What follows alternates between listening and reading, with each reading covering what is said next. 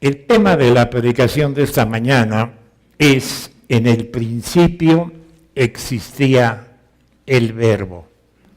Pero antes de entrar al tema, quisiera que analizáramos brevemente quién es Juan, el autor de este libro que nosotros estudiaremos en el capítulo 1, versículo 1 al 3. Este Evangelio de Juan es un evangelio que continuó el patrón de los otros 3 evangelios. Recordemos nosotros que tenemos a Mateo, a Marcos, a Mateo, a Marcos y a Lucas, y finalmente el Evangelio de Juan. Este originalmente fue identificado como según Juan, al igual que los otros, le fue añadido la palabra el Evangelio. Y así lo conocimos nosotros, el Evangelio de Juan, el Evangelio según Juan, que fue añadido más adelante. Juan, traducido del hebreo, significa Jehová ha hecho gracia. Y aunque el nombre del autor no aparece en el Evangelio, la tradición de la iglesia primitiva lo identificó como el apóstol Juan. Irineo, que fue discípulo de Policarpo, en el año 70-130, quien a su vez fue discípulo del apóstol Juan, testificó, basándose en la autoridad de Policarpo, de que Juan escribió el Evangelio durante su residencia en Efeso. El Evangelio, y esto es en Asia Menor, cuando era de avanzada edad. Aunque los evangelios sinópticos, que se le llama así porque presentan una gran cantidad de analogías, presentan en general la vida del Señor bajo el mismo aspecto, pero de diferentes puntos de vista, y se refieren a Mateo, como hemos dicho, a Marcos y Lucas. Identifican al apóstol Juan por nombre 20 veces. Él no es mencionado directamente por nombre en el Evangelio de Juan. El autor prefiere identificarse como el discípulo que Jesús amaba. Tal como lo vemos en el capítulo 13 de este mismo Evangelio. Una relación para con su Señor, la cual refleja su humildad. Juan, al inicio del ministerio de Jesús, era un joven, aproximadamente de 18 años. La madre de Juan se llamaba Salomé y era hermana de la madre de Jesús, y su padre poseía barcos de pesca en donde trabajaban sus hijos, Jacobo y Juan, que después fueron parte de los discípulos de Jesús, y varios jornaleros en el lago de Galilea. Juan y Jacobo, su hermano mayor, eran conocidos como los hijos de Zebedeo. Esto nos lo dice el Evangelio de Mateo en el capítulo 10. Y Jesús les dio el nombre de hijos del trueno, como lo vemos en Marcos 3, versículo 17, indudablemente a causa de su violento carácter. Así eran estos discípulos originalmente de Jesús. Y Juan fue un apóstol y uno de los 3 discípulos más cercanos e íntimos de Jesús, junto con Pedro y Jacobo, como lo vemos en Mateo 17, versículo 1, siendo un testigo ocular y participante en el ministerio terrenal de Jesús. Eso es muy importante que lo entendamos. Después de la ascensión de Cristo, Juan se convirtió en un pilar de la iglesia de Jerusalén. Él ministró con Pedro, como lo dice Hechos 3, hasta que fue a Éfeso, y la tradición dice que fue antes de la destrucción de Jerusalén, desde donde escribió este evangelio y donde los romanos lo exiliaron a Patmos, como lo dice Apocalipsis en el versículo 1, en el capítulo 1, versículo 9. Además, el Evangelio lleva su nombre y Juan escribió, aparte de este Evangelio, cartas que conocemos como la primera, segunda y tercera de Juan y finalmente el libro de Apocalipsis. Juan escribió su Evangelio en el año 80 a 90 después de Cristo, alrededor de 50 años después de que fue testigo presencial de Jesús. Este libro de ese Evangelio es el libro más extraordinario que se haya escrito. Y hermanos, podemos decir que debemos quitarnos los zapatos de los pies, porque el lugar donde está es un lugar santo. Vayamos a nuestro contexto histórico. Al parecer, él escribió su Evangelio a fin de hacer una contribución única al registro de la vida del Señor, un Evangelio de carácter espiritual, y en parte para ser complementario de los Evangelios de Mateo, Marcos y Lucas. Juan suplió una gran cantidad de material único no registrado en los otros Evangelios. Juan es el más teológico de los Evangelios.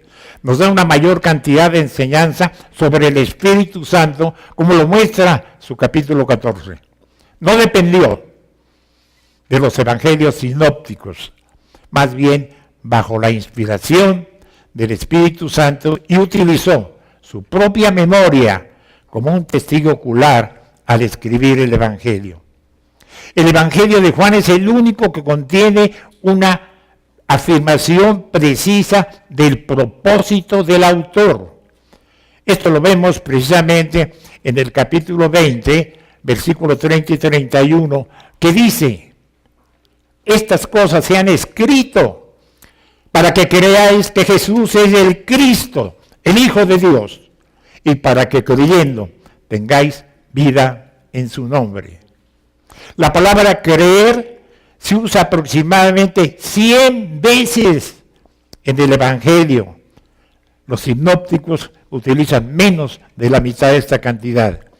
Y Juan escribió este Evangelio para proveer razones para una fe salvadora y como resultado de asegurarles que recibirían el regalo divino de la vida eterna, como lo dice en el capítulo 1, versículo 12.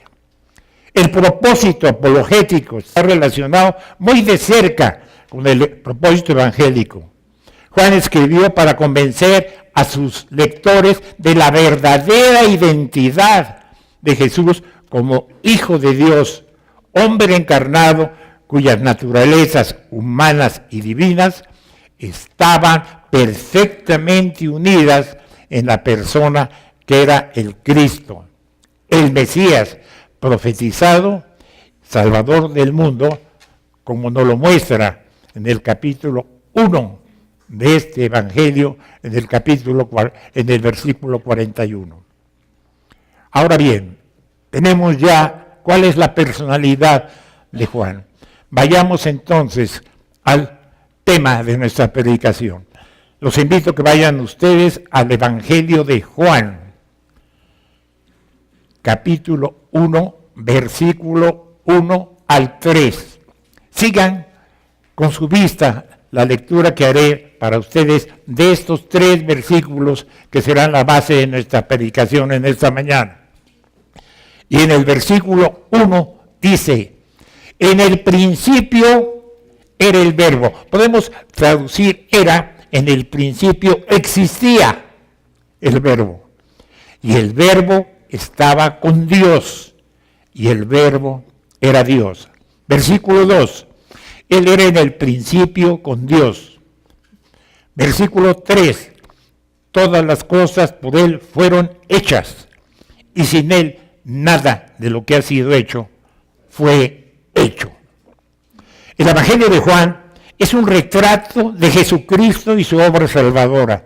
se enfoca en los últimos 3 años de la vida de Jesús y especialmente en su muerte y resurrección.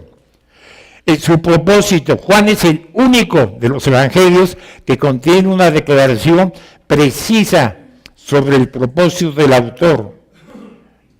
Eso mismo lo dice en el versículo 31 de este capítulo 20, donde dice, hizo además muchas otras señales en presencia de sus discípulos, las cuales no están escritas en este libro, pero estas se han escrito para que creáis que Jesús es el Cristo, el Hijo de Dios, y para que creyendo tengáis vida en su nombre.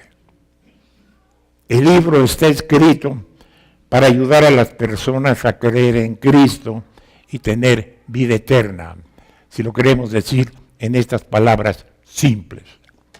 Y convencer a los lectores de la verdadera identidad de Jesús. Y así vemos cómo lo presenta como Dios encarnado en el capítulo 1, versículo 1, como el Mesías en el capítulo 1, versículo 41, y como el Salvador del mundo en el capítulo 4, versículo 42. Para tal fin, Juan enfatizó en repetidas ocasiones las señales milagrosas de Jesús. La curación de un cojo en el estanque de Bethesda, como lo vemos en el capítulo 5. La alimentación de los 5,000 en el capítulo 6. El caminar sobre el mar de Galilea en el mismo capítulo 6, versículo 16 al 21. Y finalmente la curación del ciego de nacimiento en el capítulo 1, versículo 1 al 41. En resumen, Juan presenta a Jesús como el Verbo eterno, el Mesías y el Hijo de Dios, quien entrega el milagro de la salvación a la humanidad. Y las personas responden, ya sea por aceptación o por rechazo de esta salvación que viene solo por creer en Él. Necesitamos recordar que fue escrito para no cristianos y cristianos, pero no quiero hacerles creer que el libro es, por tanto, solo para incrédulos. Los creyentes deben continuar creyendo en Jesús a fin de ser salvados al final, tal como lo dijo Jesús en este mismo capítulo 15, versículo 6. El que en mí permanece, el que en mí no permanece, será echado fuera como pámpano y se secará, y los recogen y los echan en el fuego y arden. Y en Juan 8, versículo 31 dice, y entonces dijo Jesús a los judíos que habían creído en él, si vosotros permanecéis en mi palabra, seréis mis discípulos. Así que Juan dice, estas cosas se han escrito para que creáis que Jesús es el Cristo, el Hijo de Dios, y para que al creer tengáis vida en su nombre. Él quiso decir que estaba escribiendo para despertar fe en los incrédulos y sostener la fe en los creyentes, y de esa manera guiarlos todos hacia la vida eterna. Y quizás no haya un mejor libro en la Biblia para ayudarles a seguir confiando y atesorando a Cristo por encima de todas las cosas. Ahora bien, este es el testimonio de un testigo. Este retrato de Jesús está escrito por un testigo ocular quien fue parte de estos eventos infinitamente importantes. 5 veces en este evangelio encontramos las palabras inusuales, el discípulo a quien Jesús amaba. Lo vemos en el capítulo 13, en el capítulo 19, en el capítulo 20 y en el capítulo 21 de este mismo evangelio. Así vemos, por decir un ejemplo, en el capítulo 20, refiriéndose a María Magdalena, dice, entonces corrió y fue a Simón Pedro y al otro discípulo, aquel a quien Jesús amaba, y dijo, se han llevado del sepulcro al Señor y no sabemos dónde le han puesto. Por ejemplo, al final del libro, en el capítulo 21, también tenemos este versículo de referencia. Volviéndose Pedro, vio que le seguía el discípulo a quien amaba Jesús, el mismo que en la cena del Señor se había recostado al lado de él. Entonces, 4 versículos más adelante, nos dice, este es el discípulo que da testimonio de esas cosas y que escribió estas cosas y sabemos que su testimonio es verdadero. Y uno de sus discípulos, al cual Jesús amaba, estaba recostado al lado de Jesús en la última cena, como lo vemos en el capítulo 13, versículo 23. Y escribió este libro como su testimonio divinamente inspirado de los eventos de la vida de Jesús y de lo que significan para nosotros. Ahora la pregunta sería, ¿por qué consideramos que es un libro divinamente inspirado? Miren, una de las razones por las que digo que es divinamente inspirado es que esto es precisamente lo que Jesús prometió hacer. Así vemos en el capítulo 14, precisamente cuando dice Jesús, mas el Consolador, el Espíritu Santo, a quien el Padre enviará en mi nombre, Él os enseñará todas las cosas y os recordará todo lo que he dicho. Y si vamos al capítulo 16, versículo 13, dice, pero cuando venga el Espíritu de verdad, Él os guiará a toda la verdad, porque no hablará de su propia cuenta, sino que hablará de todo lo que oyere y os hará saber las cosas que habrán de venir. Efesios, en el capítulo 2, versículo 20, nos lo expresa también de esta manera, edificados sobre el fundamento de los apóstoles y profetas, siendo la principal piedra del ángulo Jesucristo mismo. En otras palabras, Jesús escogió a sus apóstoles como representantes, los salvó, les enseñó, los envió y entonces les dio, mediante el Espíritu Santo, la guía divina para plasmarlas en las Escrituras a fin de que sean el fundamento de la Iglesia. Creemos que el Evangelio de Juan es, por lo tanto, la palabra inspirada de Dios. Ahora vayamos precisamente a estos 3 versículos del tema de nuestra predicación en esta mañana. Estas palabras, verbo de Dios, son las primeras palabras del Evangelio de Juan. Vayamos nosotros nuevamente a la lectura de estos 3 versículos. Dice en el versículo 1, en el principio existía el verbo era con Dios y el verbo era Dios. En el versículo 2, este estaba en el principio con Dios. Y en el versículo 3, todas las cosas por Él fueron hechas y sin Él nada de lo que ha sido hecho fue hecho. Estos son los 3 versículos en que nos enfocaremos hoy. Pero vayamos directamente. ¿Por qué llama el verbo a Jesús? Primero nos enfocaremos en el término verbo. Vamos a la primera parte del versículo 1. En el principio era el verbo.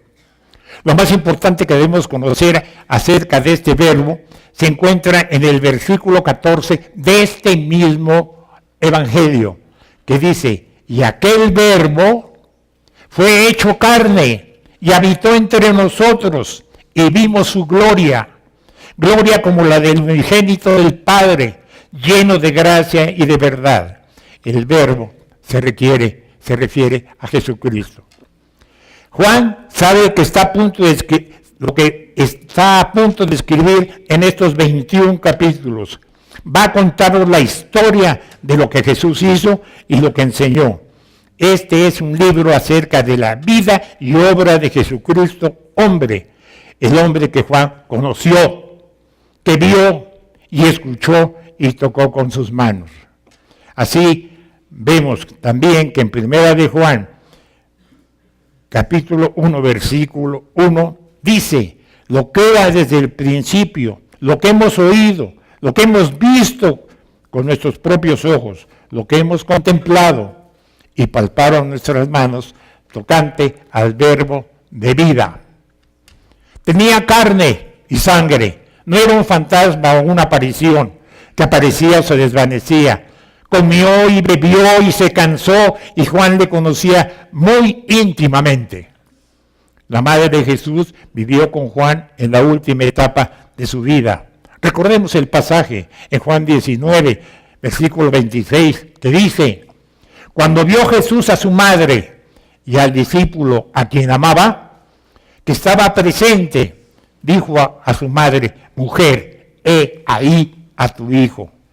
Por tanto, en estos tres versículos del capítulo 1, Juan nos dice lo más importante que pueda decirnos acerca de Jesús.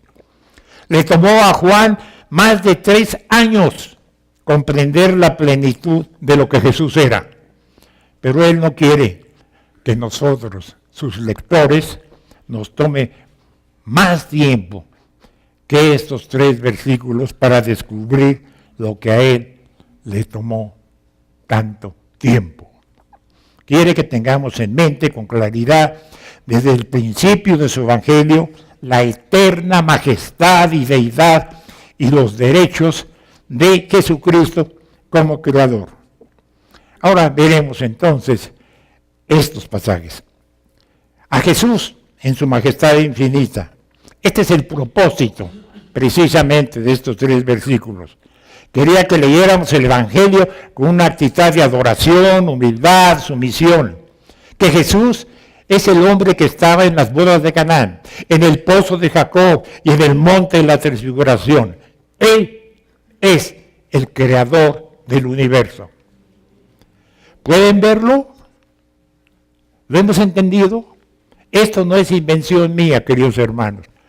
No es la estructura de mi sermón, es la estructura del libro.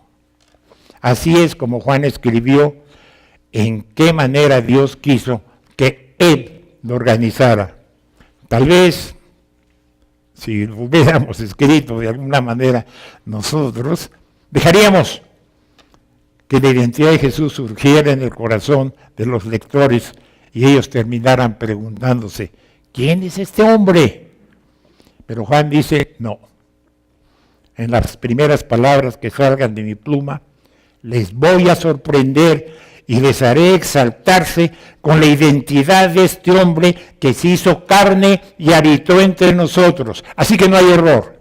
Juan quiere que leamos cada palabra de este evangelio con el conocimiento claro y sólido y admirado de que Jesús estaba con Dios y era Dios, y aquel que dio su vida por nosotros creó el universo. En Juan capítulo 15, versículo 13, dice, nadie tiene mayor amor que este, que uno ponga su vida por sus amigos. Juan quiere que sepamos y creamos en un Salvador magnífico, antes que cualquier otra verdad, y que usted pueda disfrutar de Jesús. Juan quiere que lo conozcamos en su majestad infinita. Ahora bien, ¿por qué usa el verbo? Pero aún debemos preguntar, ¿por qué escogió a Jesús el verbo? Vamos a nosotros precisamente al primer versículo, donde dice, en el principio era el verbo. El mejor comentario de esta parte lo encontramos en Proverbios 8, versículo 27 al 30. Sigan con su vista la lectura de este proverbio, que dice, cuando formaba los cielos, ahí estaba yo. Cuando trazaba el círculo sobre la faz del abismo, cuando afirmaba los cielos arriba, cuando afirmaba las fuentes del abismo, cuando ponía el mar su estatuto para que las aguas no traspasaran su mandamiento, cuando establecía los fundamentos de la tierra, con él estaba yo ordenándolo todo, y era su delicia de día en día, tendiendo solaz delante de él todo el tiempo. Mi respuesta es, Juan llama el Verbo a Jesús porque había visto las palabras de Jesús como la verdad de Dios y a la persona de Jesús como la verdad de Dios de un modo tan unificado que Jesús mismo, el Verbo, existía en la comunión más estrecha posible con el Padre, y aquel que hallaba supremo deleite en esta comunión, como lo podemos ver en el primer capítulo de 1 de Juan, versículo 2. Este gozo se había imprimido tan profundamente en el Verbo que nunca se borró de su conciencia, como se hizo evidente en su oración sacerdotal, que dice, fíjense qué extraordinario, lo dice Jesús, ahora pues, Padre, glorifícame tú para contigo, con aquella gloria que tuve contigo antes de que el mundo fuese, y que se manifestó en su encarnación, en su obra, en su enseñanza, en su muerte y resurrección. Ese era el mensaje supremo y decisivo de Dios. Pero, ¿cuál fue el resultado de esto? Vayan ustedes a Filipenses 2, a Filipenses en el capítulo 2.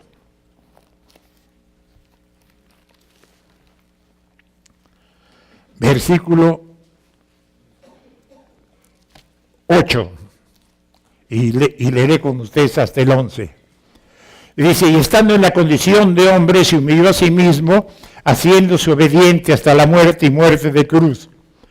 Por lo cual también Dios le exaltó hasta lo sumo, y le dio un nombre que es sobre todo nombre, para que en el nombre de Jesús se doble toda rodilla de los que están en los cielos y en la tierra y debajo de la tierra, y toda lengua confiese que Jesucristo es el Señor, para gloria de Dios Padre.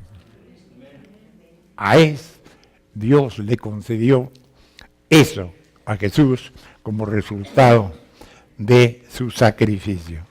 O para decirlo sencillamente, lo que Dios tenía que decirlo no era solo principalmente lo que Jesús dijo, sino quién era Jesús y qué hizo. Estas palabras clarifican a sí mismo y a su obra, pero su persona y su obra eran la suprema verdad que Dios revelaba. Así, en el capítulo 14 de este mismo Evangelio de Juan, fue que Jesús dijo, yo soy el camino y la verdad y la vida. Nadie viene al Padre sino por mí. ¿Qué es lo que podemos entender con esto? Él vino para testificar de la verdad. Tenemos un ejemplo claro en el capítulo 18, versículo 37. Síganme, por favor, en este pasaje que yo les leo para ustedes. Le dijo entonces Pilato, ¿eres tú rey? Respondiendo Jesús, dice, le dices que yo soy rey. Yo para esto he nacido y para esto he venido al mundo, para dar testimonio a la verdad. Todo aquel que es de la verdad, oye mi voz. Y era la verdad. Entonces su testimonio y su persona eran la palabra de verdad. Y así podemos entonces entender lo que nos dice Juan en el capítulo 8, versículo 31. Si vosotros permanecéis en mi palabra, verdaderamente sois mis discípulos. Y dijo también en Juan 15, 7, si permanecéis en mí y mis palabras permanecen en ustedes, pedid todo lo que queréis y os será hecho. Juan 15, versículo 7. Entonces, cuando permanecemos en Él, estamos permaneciendo en el Verbo. Dijo que sus obras eran un testimonio acerca de Él. Y nos lo prueba de una manera muy sencilla. En Juan 15, versículo 36, que dice, mas yo tengo mayor testimonio que el de Juan. Se está refiriendo a Juan el Bautista. Porque las obras que el Padre me dio para que cumpliese, las mismas obras que yo hago, dan testimonio de mí, de que el Padre me ha enviado. Asimismo, en el capítulo 10, versículo 25 de este mismo evangelio, dice, Jesús le respondió a los judíos, os lo he dicho, y no creéis. Las obras que yo hago en el nombre de mi Padre, ellas dan testimonio de mí. En otras palabras, en su obra estaba el verbo, la palabra. Veamos ahora que Jesús es el mensaje supremo y decisivo de Dios. Hay un versículo impresionante en Apocalipsis 19:13 que dice, por el mismo autor de este evangelio, y que describe el glorioso retorno de Jesús. Dice, y estaba vestido de una ropa teñida en sangre, y su nombre es el Verbo de Dios. Jesús es llamado el Verbo de Dios cuando retorna a la tierra. 2 versículos después, Juan dice, de su boca sale una espada aguda para herir con ella las naciones, y él la regirá con barra de hierro, y él pise el lagar del vino con furor y de la ira de Dios Todopoderoso.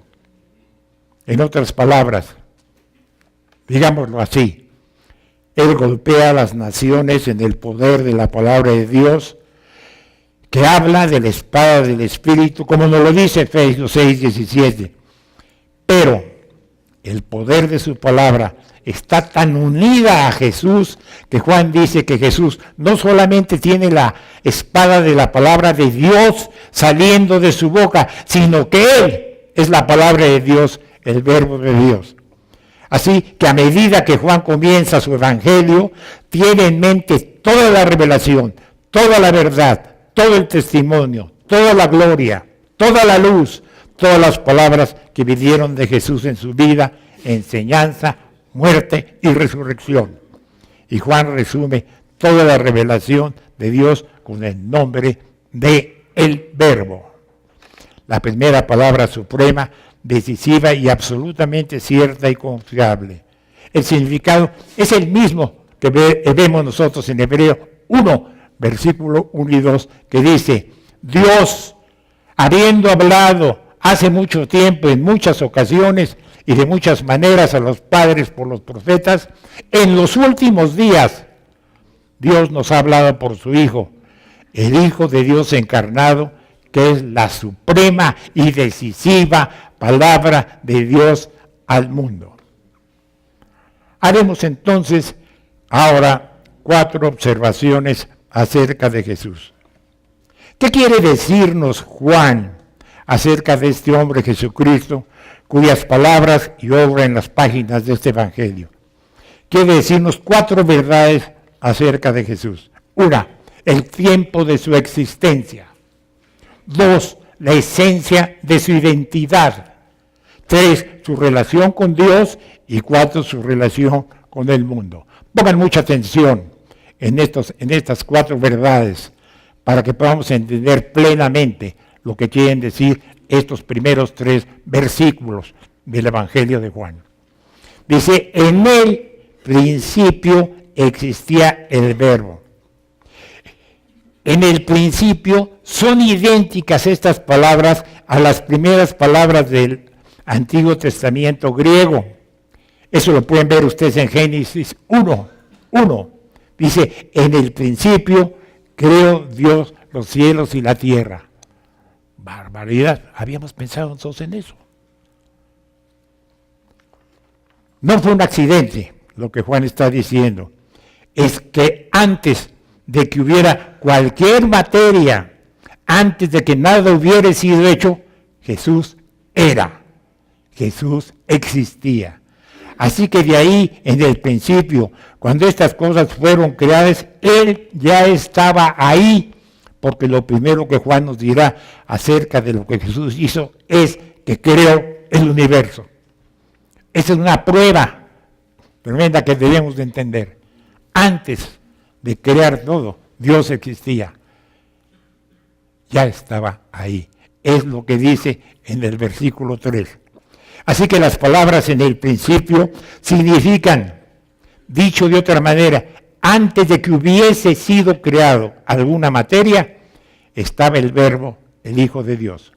Otra confirmación de lo que Juan está pensando en esta manera es que justo lo siguiente que nos dice acerca de Jesús es que todo fue hecho a través de Él. Jesús estaba ahí no solo antes de la materia, sino antes del tiempo. Acuérdense que el tiempo no existía, el tiempo empezó con el pecado. No existía el tiempo desde entonces. Y el siglo XX trajo el descubrimiento de que la materia y el tiempo son extensivos. Sin materia no hay tiempo. Recuerde bien lo que habíamos dicho. Estas palabras se han escrito para que creáis que Jesús es el Cristo, el Hijo de Dios, y para que creyendo tengáis vida en su nombre. Juan comienza su evangelio ubicando a Jesús, el Cristo, el Hijo de Dios, en relación con el tiempo, es decir, antes del tiempo. Judas, en su gran doxología, se regocija en esta verdad. Lo vemos en Judas 1:25. Síganlo con su vista. Dice, al único y sabio Dios, nuestro Salvador, sea gloria y majestad, imperio y potencia, ahora y por todos los siglos. Amén. Judas lo expresa y lo reconoce. Pablo, en 2 de Timoteo 1:9 lo dice, quien nos salvó y llamó con llamamiento santo, no conforme a nuestras obras, sino según el propósito suyo y la gracia que nos fue dada en Cristo Jesús antes de los tiempos de los siglos. Así que antes de que hubiera tiempo o materia, existía la palabra, Jesucristo, el Hijo de Dios. Esto es lo que encontramos en este Evangelio. Vayamos a la segunda verdad, la esencia de su identidad. En el versículo 1, al final, el Verbo era Dios. Una de las características de este Evangelio es que las doctrinas más profundas son frecuentemente entregadas en las palabras más simples, para hacer recaer todo el énfasis en la absoluta divinidad de Cristo. No podía ser más simple y no podía ser más profundo. El Verbo, quien se hizo carne y habitó entre nosotros, Jesucristo era y es Dios. El Verbo no solo existía desde toda la eternidad y tenía comunión con Dios Padre, sino también el Verbo era Dios. Esa es la declaración más simple, con tan solo 4 palabras, que tal vez sea la declaración más clara sobre la deidad de Jesucristo que se encuentra en las Escrituras. La confusión sobre la deidad de Cristo es inexcusable, porque la enseñanza bíblica al respecto es clara y inequívoca. Jesucristo es el Verbo preexistente quien disfruta vida divina y completa en comunión cara a cara con el Padre, y es Dios. Que sea conocido alto y claro, de hecho, en todas nuestras iglesias, queridos hermanos, verdaderas, adoramos a Jesucristo como Dios, creemos, caemos postrados junto a Tomás, cuando Tomás ante Jesús dijo en el capítulo 20 de este mismo libro, que dice, y confesamos con gozo y maravilla, Señor mío y Dios mío. Cuando escuchamos a los líderes judíos decir en Juan 10:33, no te apedreamos por ninguna buena obra, sino por blasfemia y porque tú, siendo hombre, te haces Dios. Debemos clamar, queridos hermanos, diciendo, no es blasfemia, es lo que Dios es, nuestro Salvador, nuestro Señor y nuestro Dios. ¿Comprenden ahora, hermanos, lo que esto implica el Evangelio de Juan? Implica que vamos a dedicar muchos sermones en conocer a Dios a medida que conocemos a Jesús. ¿Quieren conocer a Dios? E inviten a otros también a venir y a encontrarse con Dios mientras nos encontramos con Jesús. Si un testigo de Jehová o un musulmán tal vez le dicen, es un problema de traducción, no debiera leerse el verbo era Dios, debiera leerse el verbo era un Dios. Hay una manera, aquí mismo, por el contexto, de que usted puede conocer que está mal en esta aseveración, aun si no conoce el griego. Se lo mostraré dentro de unos instantes en el último punto. Pero primero veamos su relación con Dios, que es la tercera verdad. El versículo 1, en la mitad del versículo, dice, el verbo estaba con Dios. En el principio existía el verbo, y el verbo estaba con Dios, y el verbo era Dios. Este es el corazón de la gran doctrina histórica de la Trinidad. Tal vez más adelante predicaremos algo sobre esto, pero ahora solo quiero que permanezca en sus mentes esta sencilla declaración y en el fondo de su corazón. El Verbo, Jesucristo, estaba con Dios y era Dios.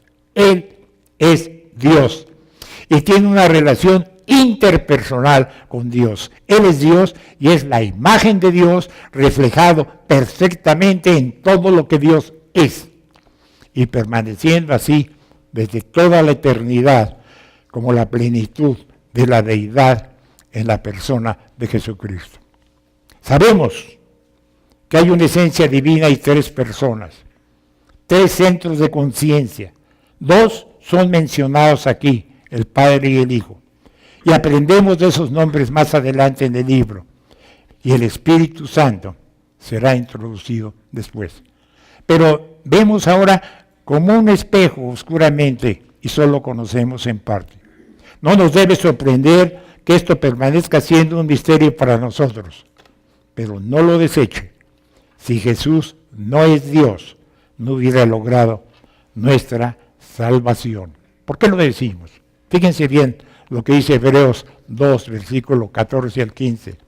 Así que por cuanto los hijos participaban de carne y sangre, Él también participó de lo mismo para destruir por medio de la muerte al que tenía el imperio de la muerte.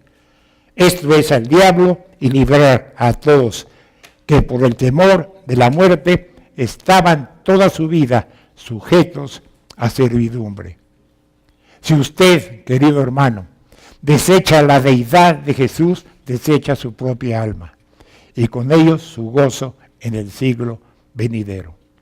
Así que hemos visto en la primera verdad el tiempo de su existencia, antes de todo tiempo. En la segunda verdad, la esencia de su identidad, el Verbo como Dios. En este tercer punto, su relación con Dios, el Verbo estaba con Dios. Y ahora terminaremos con su relación con el mundo. Para eso vamos a ver el versículo 2 y el versículo 3. Dice, este era en el principio con Dios. Quiere decir, quiero que lo entiendan de esta manera, estaba cara a cara con Dios. Versículo 3. Todas las cosas por Él fueron hechas, y sin Él nada de lo que ha sido hecho fue hecho. Así que el Verbo se hizo carne y habitó entre nosotros. Nos enseñó, nos sanó, nos reprendió, nos protegió y nos amó y murió por nosotros y creó el universo. Recuerde retener el principio de la divinidad en el versículo 1. el verbo era Dios. Espero que al llegar ahora en el versículo 3 aún no lo haya abandonado. Todas las cosas por Él fueron hechas y sin Él nada de lo que ha sido hecho fue hecho. Si había alguien más actuando mediante el verbo, es Dios. Pero el verbo es Dios. Por tanto, no se amedrente ante la majestad de la obra de Cristo como Creador. Él era el agente del Padre, o el verbo, o la palabra en la creación de todas las cosas. Pero al serlo, era Dios. Dios el verbo creó el mundo. Nuestro Salvador, nuestro Señor, nuestro amigo, Jesús es nuestro Hacedor. Ahora bien, tenemos que dejar claro lo siguiente. Jesús no fue creado. Ahora suponga que un musulmán, o un testigo de Jehová, o alguien de cualquier rama del arrianismo, de la antigua herejía del siglo IV, dice, Jesús no era Dios, y no era eterno, ni fue engendrado eternamente. Jesús fue creado, Él es el primero de la creación, el más elevado de los más altos ángeles, o como dijeron los arrianos, hubo un antes que Él. Juan escribió este versículo 3 precisamente de una forma que eso es imposible. No solo dice, todas las cosas por Él fueron hechas. Usted pudiera pensar que esto es suficiente para dejarlo así en claro. Él no es una criatura. Él creó las criaturas. Como alguien pudiera concebiblemente decir, sí, pero todas las cosas no le incluye a Él, incluye todos menos a Él. Así que con el Padre, pues cuido todo lo demás. Pero Juan no lo dejó así. Dijo, además, en la última parte del versículo 3, y sin Él, nada de lo que ha sido hecho fue hecho. ¿Qué aportan las palabras de lo que ha sido hecho? El significado de las palabras, sin Él nada fue hecho, significan que sin Él nada de lo que ha sido hecho fue hecho. Punto. Una vez más expresó una verdad profunda en lenguaje claro. Jesucristo, el Verbo eterno, creó todo lo que ha sido hecho. Juan subraya tal verdad al repetirlo negativamente. Sin Él nada, ni una sola cosa de lo que ha sido hecho fue hecho. Lo podemos ver en Colosenses 1:16, Colosenses capítulo 1, versículo 10, que dice, porque en Él fueron creadas todas las cosas, las que hay en los cielos, las que hay en la tierra, visibles e invisibles, sean tronos, sean dominios, sean principados, todo fue creado por medio de Él y para Él. Así lo repetimos como lo vimos en Hebreo capítulo 1, versículo 2. En estos postreros días Dios ha hablado por el Hijo a quien constituyó heredero de todo y por quien asimismo hizo el universo. Y mire, nos ofrece dos pruebas adicionales de su deidad. El creador de las cosas debe ser increado. Solo Dios eterno es increado.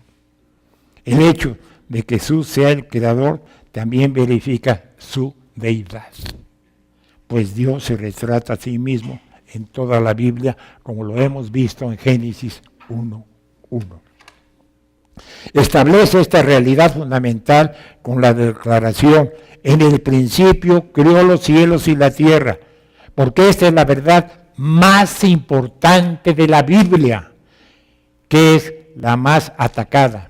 Los incrédulos saben que librarse de la creación es librarse del Creador, y librarse de Dios hace que el hombre libre para vivir de una manera que quiera sin juicio. Pero hay una gran equivocación. Aportan esto. Enfatizan con claridad que todo en la categoría del hecho fue hecho por Cristo. Por cuando Cristo no fue hecho, porque antes de que usted existía, no puede crearse a sí mismo. Cristo no fue hecho, lo que significa ser Dios, y el Verbo era Dios. Y aunque Jesús el Creador es la fuente de todo y de todos los vivos, la palabra vida que Juan siempre usa se refiere a la vida espiritual y eterna. Esta la imparte Dios por su gracia soberana, como la vemos en el capítulo 6, 37. A todo aquel que cree en Jesús para salvación. Capítulo 1, versículo 12. Y Cristo vino para eso al mundo. Capítulo 10, versículo 10. A impartir vida espiritual a los pecadores muertos en delitos y pecados, como dice Efesios 2:1. Hermanos, que el Señor nos ayude a ver su gloria y adorarle. Amén. Oremos. Padre, una vez más llegamos al final de este maravilloso tiempo juntos. En este servicio, en este ministerio, en oración y comunión, estamos agradecidos por este mensaje tan directo, que no tenemos que alcanzar algo para tener vida eterna. Es un don para aquellos que simplemente creen. Pero también hemos sido advertidos una vez más del peligro tremendo y horrible de conocer la verdad y no creer en ella. ¿Cómo escaparemos si negamos esta salvación tan grande? ¿Qué mayor castigo recibirá aquel que pisotea la sangre del pacto y lo hace a pesar de que el Espíritu de gracia se lo muestra? Horrenda cosa es caer en manos de un Dios vivo. Así que, Padre, oro porque haya quienes sean traídos al entendimiento de la verdad concerniente a Cristo y a la totalidad de quien es Él, y que puedan llegar a creer que tú les darás el don de la fe. Despierta a los pecadores que están muertos, quita y desbarata la oscuridad que los rodea. Dales la fe salvadora para tu alabanza y para tu gloria. Amén.